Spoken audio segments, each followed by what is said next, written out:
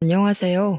본의 아니게 남의 집 재산 다툼에 휘말렸다가 대운을 얻게 된 40대 기혼 남자입니다. 일단 제 소개를 하자면 저는 고아입니다. 부모님에 대한 기억이 없는 건 아니고 제가 미성년자일 때 돌아가셔서 지금은 얼굴도 흐릿해요. 부모님 사진 한 장 갖고 있지 않은 것이 뒤늦게야 서럽더군요. 그도 그렇지만 더 서러운 건 내 뒤를 든든하게 지켜주던 부모님의 존재가 없는 것 아니겠습니까?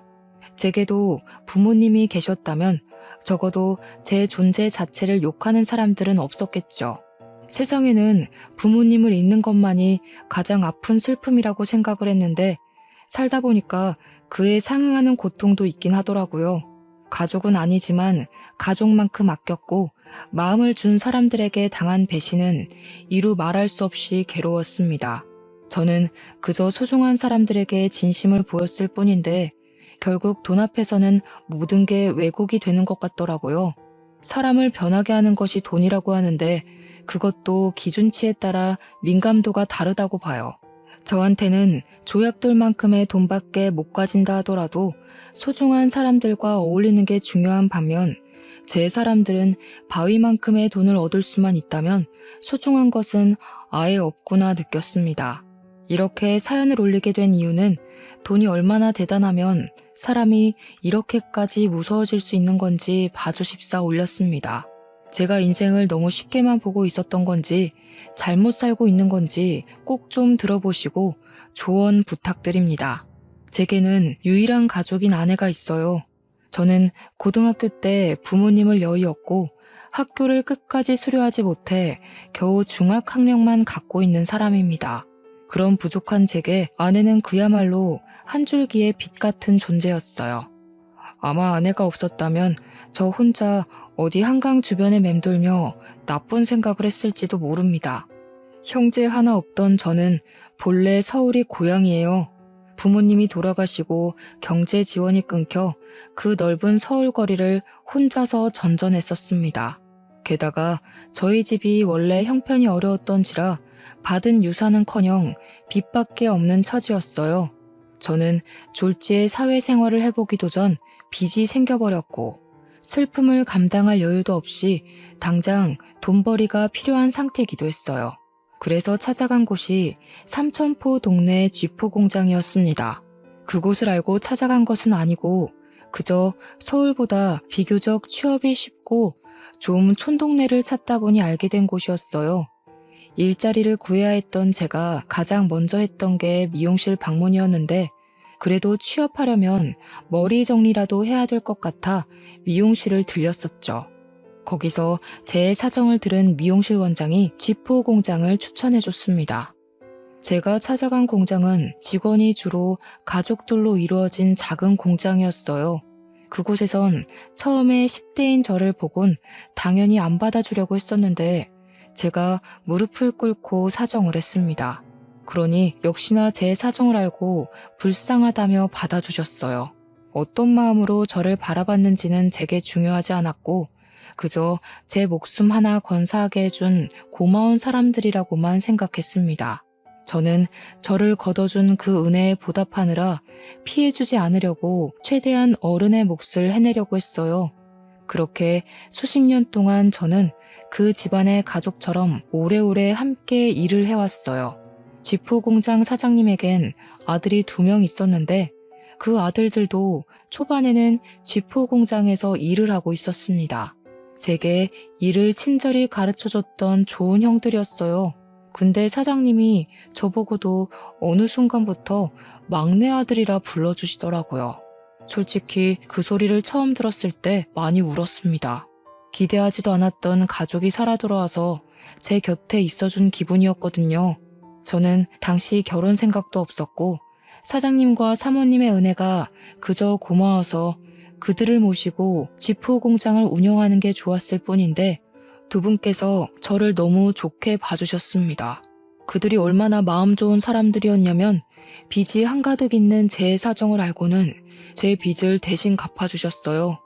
당연히 제게 큰 돈을 빌려준 거라 생각하고 당시 저는 차근차근 갚아나가고 있었죠.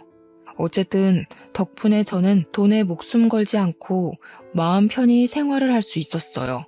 그래서 더 사장님과 사모님을 하늘 같은 존재로 모시며 살았습니다. 제가 그곳에서 일을 한 지 10년 차가 되었을 무렵 공장은 제가 처음 왔을 때보다 규모가 살짝 더 커진 상태였어요. 그런데 두 형이 결혼을 하면서 서울로 가버리게 되었고 다른 친척들은 나이가 차서 한두 사람씩 빠져나가고 있는 상황이었죠. 그런 와중 사장님 밑에서 열심히 일하는 직원은 저밖에 없게 되었습니다. 그래서 원래 가족원만으로도 운영 가능했던 게 이젠 직원들이 대량 필요해졌고 그 시점에서 저는 사장님에게 고마운 제안을 받게 되었어요. 사장님이 저더러 사장직을 일임하겠다고 하더라고요. 너무 과분한 마음이라서 솔직히 처음에는 놀랐습니다. 한편으로는 큰형이랑 작은형도 있는데 친자식을 두고 제게 공장 대표 자리를 물려준다는 사장님의 발언이 저를 불편하게 만들기도 했어요. 큰아들이랑 작은아들은 이미 자기들 입에 풀칠하면서 잘만 사는데 뭐하러 공장을 오겠냐? 내가 어디 너 말고 믿고 맡길 사람이 있겠어? 그래도 아직 사장님 건강하시잖아요. 당장 쓰러지시는 것도 아닌데 제가 어떻게 공장을 받아요. 이런 건 은혜 받는 게 아니라 염치 없는 것 같단 말이에요. 나도 노후엔 여행 좀 다녀봐야지. 둘 있는 아들은 서울 가서 지네 가족들 챙기느라 부모는 들여다보지도 않고 있는데 하나밖에 없는 막내 아들 덕은 좀 봐야 하지 않겠어? 너도 내 아들 아니냐? 애비를 죽을 때까지 굴리고 싶은 거야? 사장님은 끝까지 제게 사장 자리를 넘겨주려고 했습니다. 제게 말은 일부러 세게 하기도 하고 제가 곤란해 할 말을 서슴지 않으면서도 죄책감은 느끼지 않도록 어쩔 수 없는 이유를 억지로 만들어내기도 했어요. 제가 죄책감 갖지 않도록 설득하는 사장님의 말은 사실상 생각해보면 틀린 부분은 없습니다. 사장님 말대로 큰형, 작은형은 이미 서울에서 직장 생활 중이기에 공장을 이어받을 수 없는 상황이었거든요. 사장님 건강은 당시 아직 정정한 상태였지만 미리 후계자를 뽑아서 인수인계를 해야만 공장이 타격 없이 돌아가기 때문에 정황상 제가 물려받는 게 맞긴 해요. 다만 제가 걱정이 되었던 건 사장님이 아들이라고 불러주니 저도 여태 사장님과 사모님을 아빠, 엄마라고 생각한 거지 진짜로 혈육이 아니잖아요. 그런데 혈육 아닌 사람에게 온 세월 바쳐 일궈낸 자산을 물려주겠다고 하니 제가 다 미안했습니다. 정작 사장님과 사모님은 괜찮아 보였는데 말이죠. 그러나 별 수 있었겠습니까? 할 수 없이 제가 공장을 물려받았고 그 뒤로 저는 정말로 두 은인에게 더 잘하고자 효도를 하는 수밖에 없었어요. 그렇게 몇 년을 더 사장님과 바짝 붙어 다니며 인계를 받았습니다. 그런 와중에 공장에 있던 경리가 결혼한다고 일을 그만두면서 다른 사람을 뽑게 되었는데 고맙게도 새로운 경리가 바로 제 아내 되는 사람입니다. 면접은 제가 봤어요. 솔직히 비즈니스에서 사심이 들어가면 안 되는 거 알지만 아내가 정말 제 이상형과 가까워서 뽑게 되었습니다. 뽑고 나서야 근무적인 부분에서 부족함이 있으면 어쩌나 걱정이 되었는데 다행히 아내는 일도 야무지고 칠칠 맞지 않았고 곧잘 하더라고요. 덕분에 저는 아내에게 더욱 빠지게 되었고 출근할 기분이 나서 구름을 타는 것 마냥 붕붕 뜬 시간을 보냈어요. 제겐 첫 여자였던 아내에게 감히 고백할 생각은 못하고 저 혼자서 남몰래 마음만 키워갔어요. 그런데 놀랍게도 한날 아내가 먼저 제게 호감을 표시해 주더라고요. 아내가 하는 말이 자기가 호감을 느낀 것도 사실이지만 먼저 고백을 할 수 있었던 건 제 얼굴에 감정이 다 티가 나서 제 마음을 모를 수가 없었다고 했어요. 제가 자신을 좋아한다라는 걸 확신할 수 있었기에 아내도 고백할 용기가 있었다고 했습니다. 참 멋없는 시작이었지만 그래도 좋았습니다.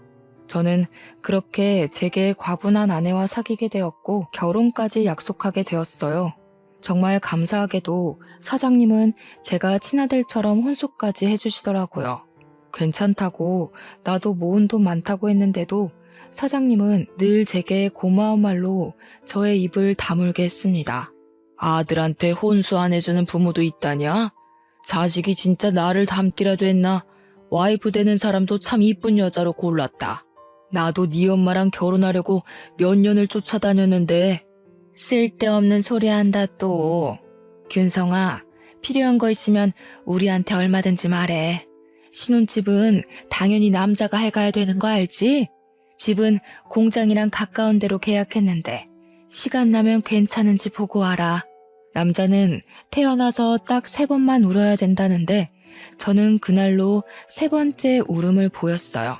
부모님이 돌아가셨을 때 처음 울었고 사장님이 아들이라고 불러주셨을 때 2번 울었습니다. 그리고 제게 든든한 부모가 되어준 사장 사모님의 마음을 선물 받았을 때 3번째로 울게 되었네요.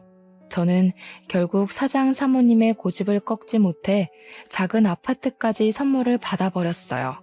형들도 와이프까지 데리고 삼천포로 내려와서 제 결혼을 축하해주는 성의를 보여줬고요. 저를 지지하는 사랑하는 사람들이 전부 제 곁에 있었습니다. 정말 완벽한 삶이라 생각했어요. 저는 가족이 없는 고아인데 마치 가족이 있는 느낌이라서 고아 신세가 전혀 서럽지 않았습니다. 그래서 평생 이제 행복할 일만 남았다고, 내가 과분하게 받은 이 행복을 보답할 일만 남았다고 생각했습니다. 하지만 누가 그런 소리를 했던 기억이 있는데요. 너무 행복하면 크게 들뜨지 말라고 불행이란 브레이크가 찾아온대요. 그 말이 망상은 아니더라고요. 살아갈 이유가 가득하기만 했던 제게 부모님을 잃었을 때와 같은 고통이 닥쳐왔습니다. 그 문제는 제가 존경하는 사장님의 병세가 악화되기 시작했을 때부터 일어났어요. 사장님은 쥐도새도 모르게 찾아온 암 때문에 발견 즉시 시한부 선고를 받았습니다. 그 때문에 사장님의 친아들 2명과 제가 병실에 한데 모인 적이 있었어요. 그렇게 모이게 된 건 제 결혼식 이후 오랜만이었습니다. 오랜만에 같이 얼굴 보니까 좋네. 다름이 아니고 내가 시간이 얼마 안 남았잖아. 살아있을 때 재산 정리를 좀 하고 싶어서 불렀다. 그 자리에서 사장님은 자기 멀쩡할 때 재산 얘기를 하고 싶었다고 하면서 입을 떼기 시작했어요. 당연히 저는 남의 일이라고만 생각했습니다. 다시 말하지만 가족처럼 살긴 했어도 저는 친가족이 아니잖아요. 그런데 사장님이 하는 말은 제게도 충격이었어요. 사장님이 큰형, 작은형 얘기를 먼저 하면서 둘에게 지분을 40%씩 똑같이 나눠주고 나머지 20%는 약소하지만 제게 떼어줄 거라고 하시더라고요. 사장님 재산에서 20%면 무려 8억 가까이나 되는 돈이었습니다. 그것만으로도 충분히 놀라서 당황스러웠는데 사장님이 뒤에 덧붙이는 말은 제대로 된 불씨를 지폈어요. 공장은 균성이가 내내 운영했으니까 앞으로 균성이 몫인 거라. 여기에 대해선 불만 갖지 마라. 너희들이 가족 꾸려서 서울 밥 먹을 때 균성이는 밤도 옳게 못 자고 혼자서 공장 관리했다. 당연히 하던 놈이 공장 소유하는 게 맞지 않겠냐? 사장님의 이 결정은 좀 많이 놀랐어요. 사장님이 제게 그냥 공장을 물려준다고 했을 땐 제가 도맡아 운영하다가 다시 사장님이나 사모님께 돌려줄 생각을 하고 있었거든요. 사장님 말대로 공장까지 제게 넘어와 버리면 사실상 큰형이랑 작은형 대비 제게 떨어지는 상속 비율이 크게 차이나지 않았기 때문이에요. 물론 당연히 감사한 일이지만 솔직히 면목이 없었습니다. 사장님의 결정을 뒤늦게 말렸지만 사장님 생각은 단호했습니다. 그렇잖아도 큰형이랑 작은형 표정이 안 좋더라고요. 그렇게 사장님과 저희는 불편한 면담을 끝내고 나란히 병원 밖을 나왔어요. 병원 입구를 나오자마자 큰형과 작은형이 차가운 목소리로 말하더라고요. 정말 처음 듣는 목소리였습니다. 가족 해줬더니 집안 돌아가는 꼴 참 우습다. 안 그래 균성아? 넌 좋겠어. 아무것도 없이 우리 가족 안에 들어왔다가 재산까지 받게 생겼으니까. 이 정도면 인생 역전 수준 아니냐? 고아가 억대 자산가가 됐네. 그러게 말이야. 아무리 그래도 친자식만큼 받아가는 건 좀 아니지 싶다. 어떻게 굴러 들어온 돌이 박힌 돌을 빼려고 하냐? 우리 없는 사이에 아빠한테 얼마나 알랑방귀 낀 거야. 대단하다.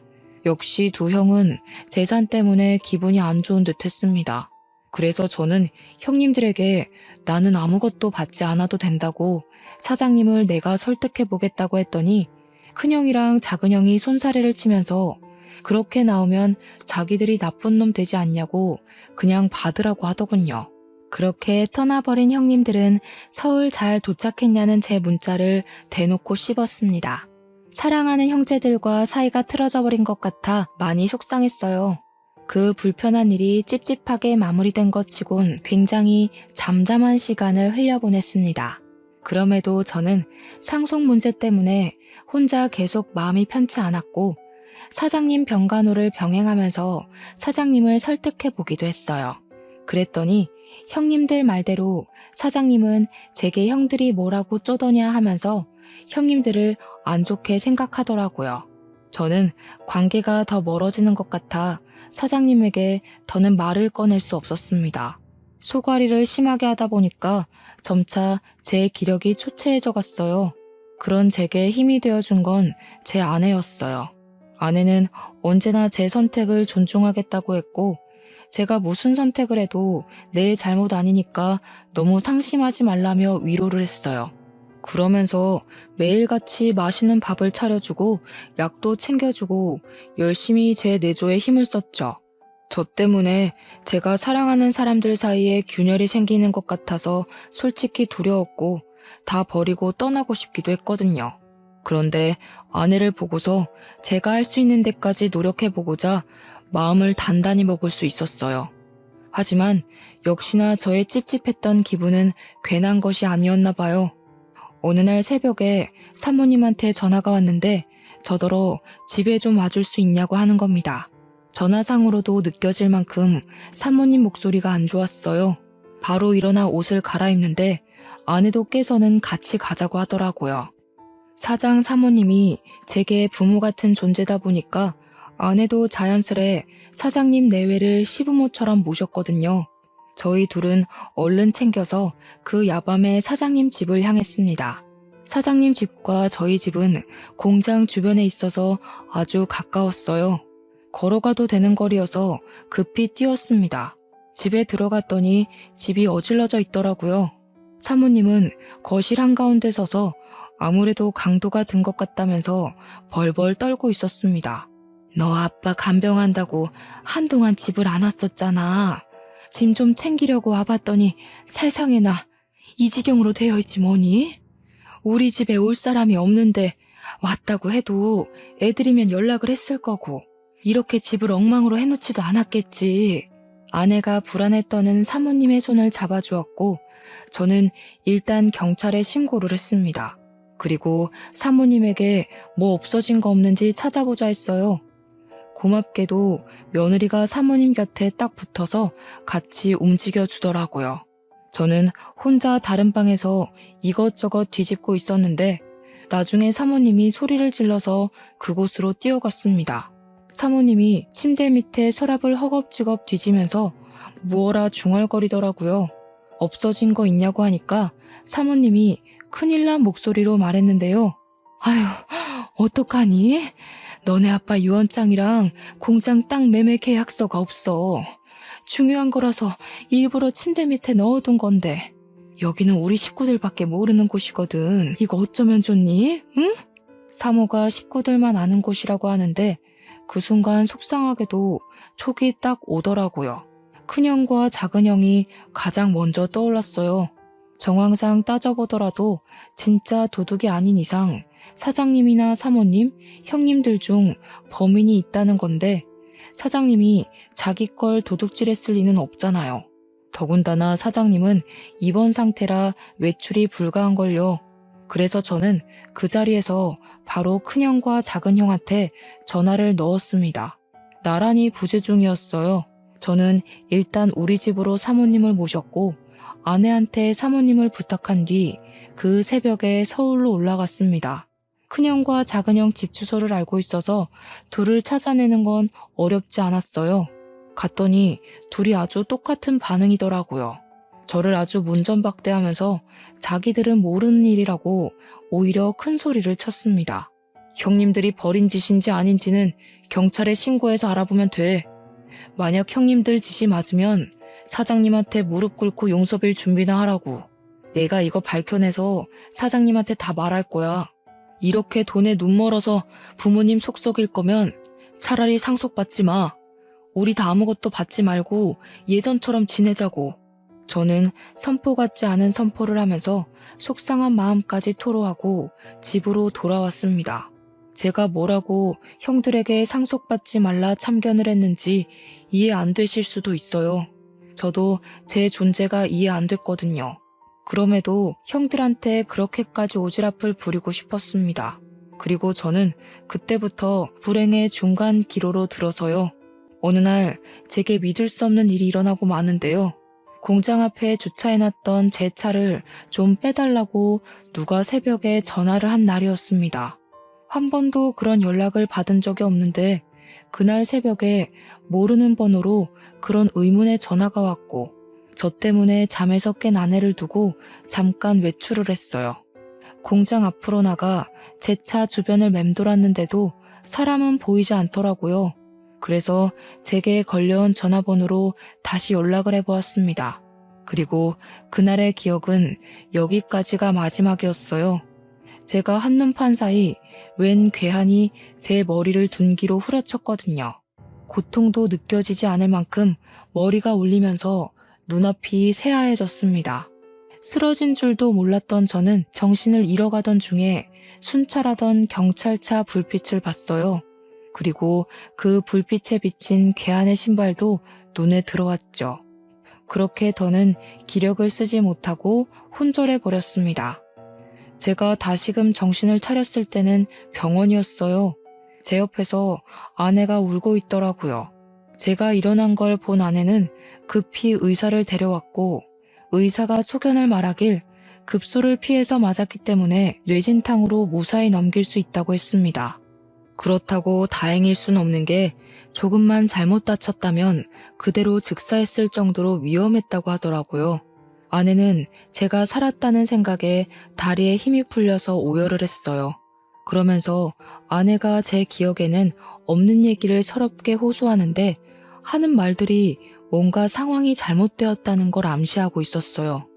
사장님 돌아가셨어. 근데 당신이 죽였대. 당신이 그런 거 아니잖아. 도대체 무슨 일이 있었던 거야? 누가 당신한테 그런 짓을 한 거야? 당신도 피해자라고 내가 계속 말했는데 사장님 아들분들이 말도 안 되는 증거물 얘기까지 하는 바람에 다들 당신이 사장님한테 해코지한 줄 알고 있어. 그날 그렇게 의식을 잃은 저는 무려 5일 동안 깨어나지 못하고 내내 기절해 있었다고 했습니다. 아내가 지난 3일 동안 장례식장과 내 병실을 오가면서 지냈었는데 분위기가 많이 안 좋았다고 했어요. 그 원인이 저 때문이라서 아내도 사장님 발인까지는 함께하지 못하고 쫓겨났다네요. 그러니까 당시 제가 사장님을 죽인 가해자라고 여론이 몰려있는 상황이었다는 겁니다. 사장님 장례식장에서 큰형이랑 작은형이 알 수 없는 증거물을 기반으로 저를 가해자로 몰았다고 했어요. 그 증거물은 다름 아닌 공장 주변 CCTV였대요. 제가 공장 주변 사장님 집에서 사장님 재산을 불법적으로 빼돌리려고 했는데 그때 운 좋게 괴한이 공장 털러 왔다가 나를 공격했고 지나가는 경찰에게 발각되어 저를 잡았다는 말도 안 되는 얘기였어요. 뿐만 아니라 또 제가 매일 사장님 병문안을 가는 점을 이용해서 그걸로 제가 사장님 산소호흡기를 뗐다고 구라를 쳐놨다는 게 아닙니까? 하필 그날은 사모님이 집을 들락날락하며 바깥일을 볼 때라서 병실에 없었을 적이었습니다. 그래서 제가 퇴원을 하면 경찰로 연행될 처지라고 하는데 아내 얘기를 다 들어도 도통 어떻게 이해를 해야 되는 건지 어렵기만 하더라고요. 제가 사장님을 죽였다뇨? 사장님이 저한테 어떤 사람인데요? 돌아가신 부모님 다음으로 제게 부모가 되어준 분이 아닙니까? 제가 사장님 대신 죽었으면 죽었지 절대 사장님께 그런 짓 못합니다. 대체 일이 왜 이렇게 됐나 곰곰이 생각하고 있는 와중 아내가 한마디 더 붙였는데요. 재산 상속이 아직 완벽하게 처리가 된 건 아니지만 제 몫이었던 재산은 일단 모조리 철수가 되었다고 하는 겁니다. 그 순간 더 묻고 따질 것도 없이 바로 큰형이랑 작은형이 생각나더라고요. 이 형들이 돈에 미쳐서 이젠 사람까지 해코지하려 드는구나 싶은 거 있죠. 막 나가는 형들을 이대로 두면 안 될 것 같았습니다. 저는 아내한테 폰을 달라고 했고 당장 사모님한테 전화를 걸었어요. 사모님이 계속 부재 중이더라고요. 아내 말로는 아마 사모님도 제게 큰 실망을 했을 거라고 하더군요. 공장 직원들한테까지 제 소문이 안 좋게 퍼져서 저는 이미 사장직에서 쫓겨난 상태이기까지 했습니다.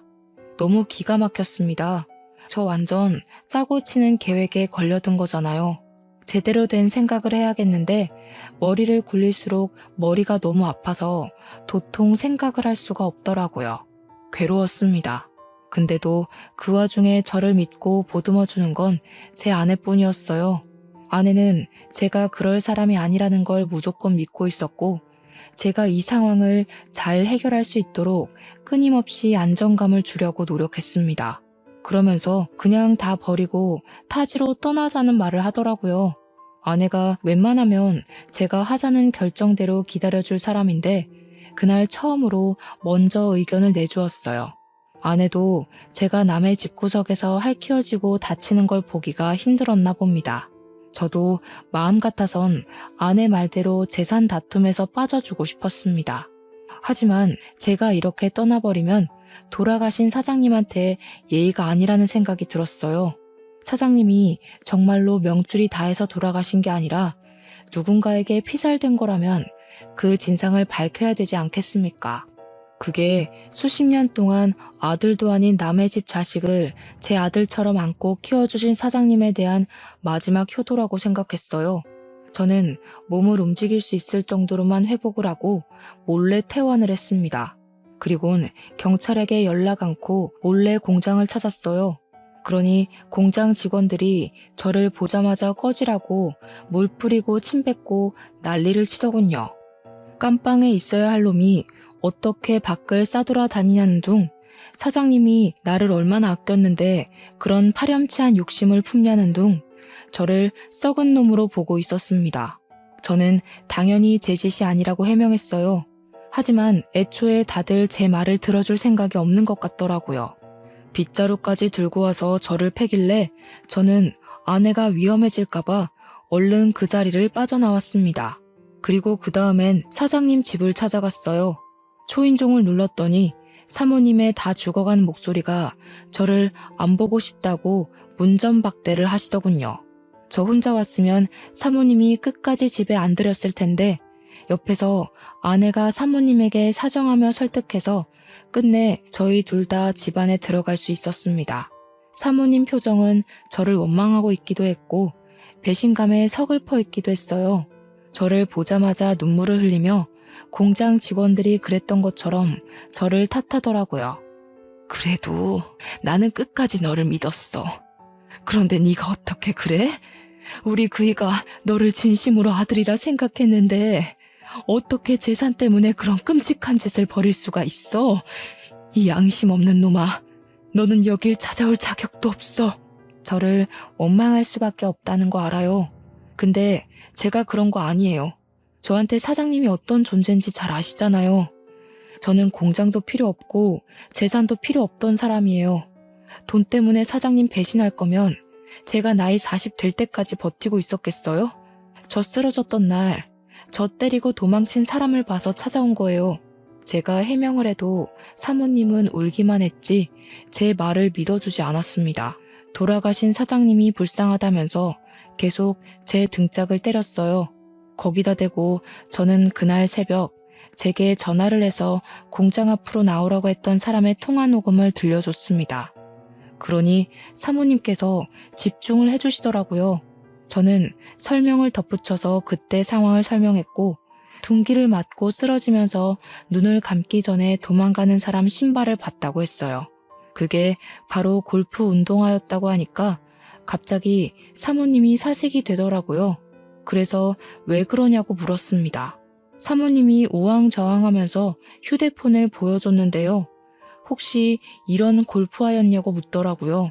제가 그날 본 건 바이올렛 색상의 베이지 밑단을 단 수제 운동화였거든요. 근데 사모님이 보여준 것도 제가 본 것과 동일한 색상이더라고요.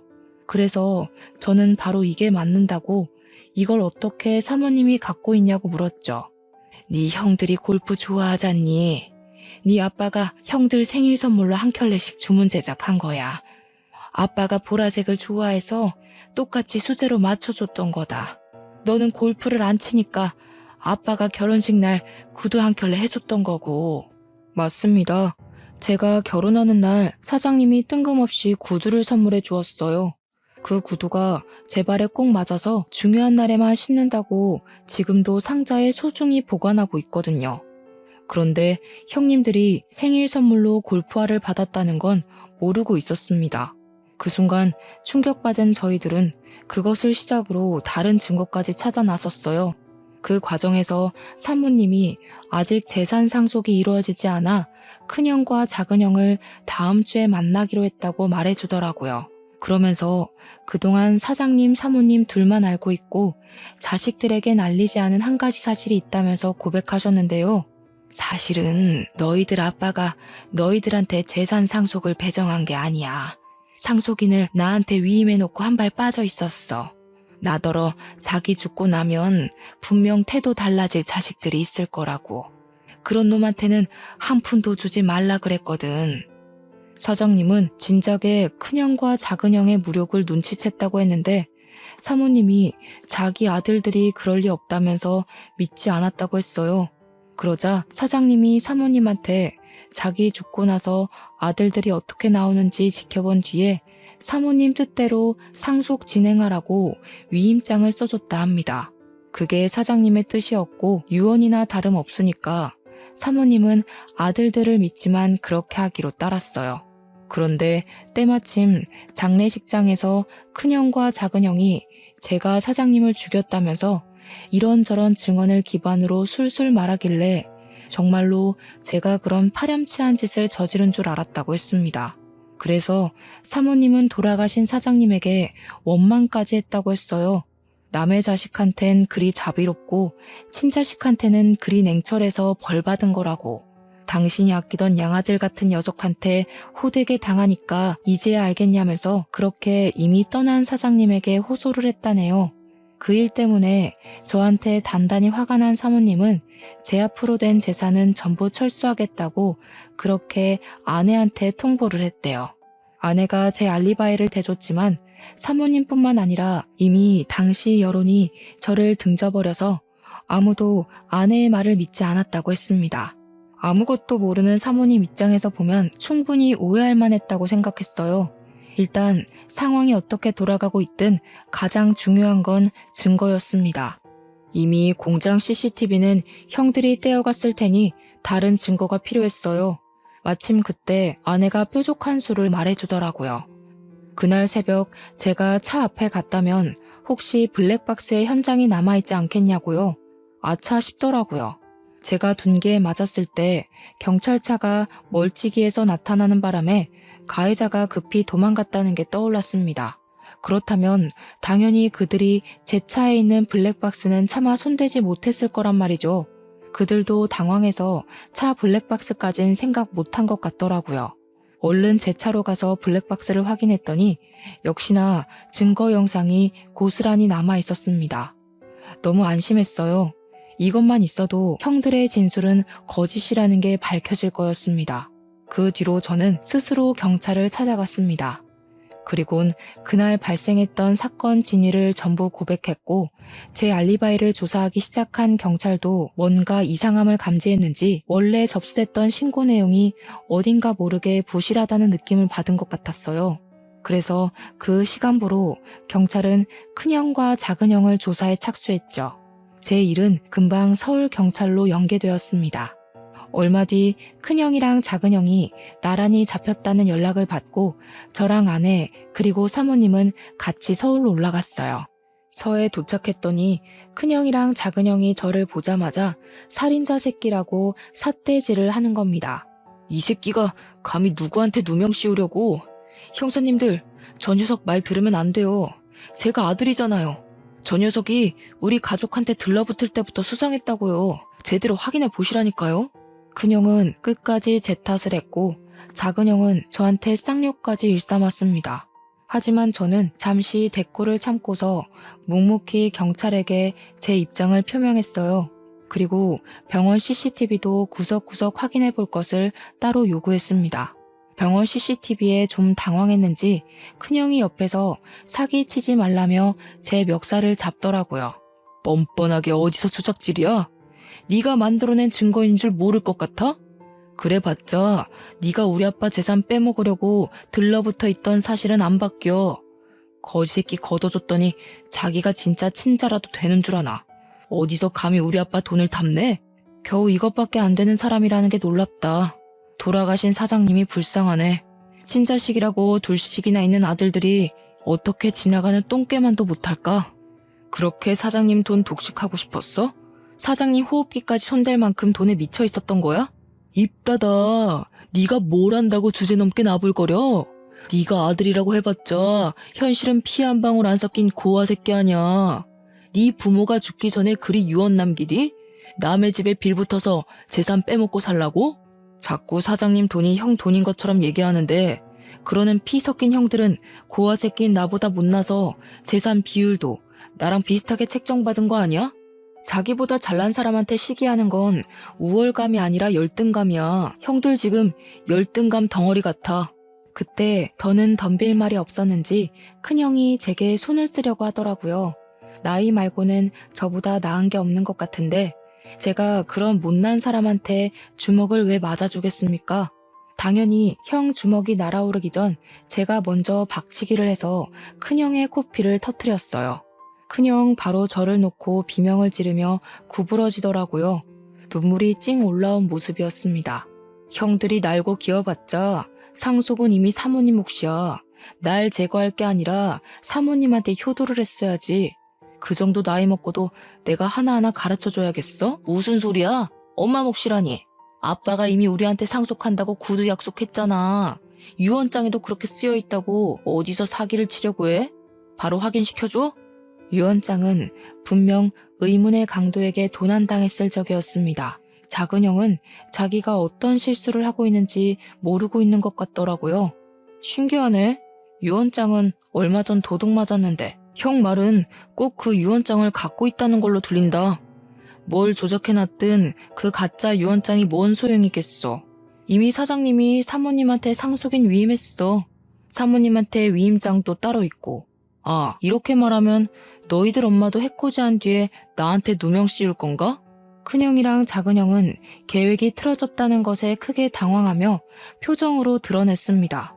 뭔가 잘못되고 있다는 걸 얼굴로 티냈어요. 그 와중에 병원 CCTV를 확인하러 갔던 경찰한테서 연락이 왔는데요. 영상에는 제가 먼저 병문안 다녀온 뒤 간호사들이 몇 번 왔다 갔다 했고 그 다음에 형들이 들락날락한 정황이 드러났는데 형들이 병실을 나가고 나서 수상쩍게 두리번거리는 것이 포착되었답니다. 그리곤 몇 분 뒤에 다시 병실로 들어간 간호사가 순간 급하게 뛰쳐나오더니 의사를 불러와서는 병실에 있는 사장님 침상을 끌고 임종실로 옮기는 게 드러났다네요. 형들 집을 압수수색한 경찰들도 형들 집에서 위조된 유언장과 절도한 땅 문서까지 발견했다고 했습니다. 빼도 박도 못하고 쉽게 발각된 증거들 때문에 큰형과 작은형은 더 이상 할 말을 잃고 좌절했어요. 그리곤 그제야 저와 사모님께 용서를 구하면서 악의는 없었다고 무릎을 꿇었습니다. 형들은 더 지체할 것 없이 그 자리에서 구속이 되었어요. 연행당하는 아들들을 보면서 사모님은 울며 불며 자식들을 패기 시작했습니다. 도대체 균성이한테 무슨 짓을 한 거냐? 아무 잘못 없는 아이한테 왜 그런 짓을 했어? 너희들이 그러고도 사람이야? 이제 네 아빠 얼굴을 어떻게 보니? 그래도 내 배 아파 낳은 자식이라고 끝까지 편을 들었는데 어떻게 엄마 마음을 이렇게 찢어놓을 수가 있어? 며느리는 사모님을 보필하면서 주저앉는 사모님을 보듬어 주었습니다. 형님들 둘은 아무 말 없이 고개만 숙인 채 형사가 가는 대로 멀어졌어요. 그리고 저희는 서울에서 내려오게 되었죠. 그 뒤로 들은 소식이 당연히 자기 아빠를 죽인 형들은 징역살이를 살게 되었는데요. 문서 위조에 절도죄까지 포함되어 형량이 제법 나왔어요. 사모님께서 출소한 아들을 맞이할 수 있을지도 모를 정도로 길었습니다. 한꺼번에 힘든 일을 겪은 사모님은 저희가 혼자 두기 걱정되어 저랑 아내가 사장님 집으로 이사를 갔습니다. 현재도 사모님을 모시고 살고 있어요. 저는 다시 공장 대표 자리를 찾았고요. 사모님이 제게 사장님 재산의 70%를 떼주었습니다. 나머지 30%는 패 죽일 놈도 아들은 아들이라고 몫을 조금 남겨놓아야겠다고 하더군요. 그게 사모님의 괴로운 마음에 조금이나마 위안이 된다면 저도 사모님 뜻을 충분히 존중해 줄 수 있습니다. 그리고 저를 오해했던 공장 직원들도 당연히 오해가 풀렸고 제게 사과를 했어요. 사장님 아들 욕까진 차마 더하지 못하더라고요. 어떤 분은 잘 알지도 못하고 저를 막대했다는 죄책감에 일을 그만두기도 하셨습니다. 제 아버지뻘 같은 분이셨는데 일을 참 우직하게 잘하셨던 분이거든요. 저는 정말 괜찮았고 상황이 그럴 수밖에 없었던 건데 그만두셨다고 해서 속상했습니다. 그분께 따로 문자를 넣어드렸는데 답장은 오지 않았어요. 그분께서 혹시 라디오 사연을 들으신다면 죄책감 가질 필요 없다고 그저 당신도 군중 심리에 이용당한 피해자가 아니냐고 위안의 말씀 올리고 싶네요. 다른 직원분들과의 관계는 더할 나위 없이 돈독해졌습니다. 아직은 다들 제게 죄책감을 갖고 있는 것이 눈에 보이지만 이마저도 관계 회복의 과정이라 생각하고 그들의 시도 때도 없는 사과를 자연스럽게 받아들이려고요. 이렇게 폭풍 같은 지옥이 지나고 나니 좋은 일들이 수두룩하게 찾아오는 것 같아요. 정말 기쁘게도 저희 부부에게 축복이 찾아왔어요. 저번 주에 제가 바빠서 아내랑 사모님이 같이 산부인과 가서 초음파 사진을 찍고 왔는데 아기가 아직 너무 콩알만해서 우리 아이인 게 실감나지 않더라고요. 아들일지 딸일지는 모르겠지만 우리 예쁜 아내를 닮았으면 좋겠다는 생각을 해요. 그리고 저 또한 내 자식으로 찾아와준 우리 축복이에게 부끄럽지 않은 아빠가 되도록 노력할 겁니다. 무엇보다 건강하고 가진 것에 감사하며 살 줄 아는 바람직한 아이로 키울 거예요. 너무 과분한 바람은 아니겠죠? 말을 하다 보니 덜컥 겁이 나서 제가 잘할 수 있을지 모르겠네요. 아이 기다리는 일이 원래 이렇게 긴장이 되는 건가요? 다른 아빠들도 다 그렇겠죠? 아무튼 저랑 아내 그리고 제게 어머니와 같은 사모님까지 저희는 곧 새로 생길 식구인 아이를 만날 그날만 손꼽아 기다리면서 한동안 설레는 시간을 보낼 것 같습니다. 다소 지저분했을 사연이었는데 중간에 채널 돌리지 않고 집중해줘서 감사해요. 청취자분들 인생은 태풍 길 없이 산들바람만 이는 삶이길 바랍니다. 행복하세요.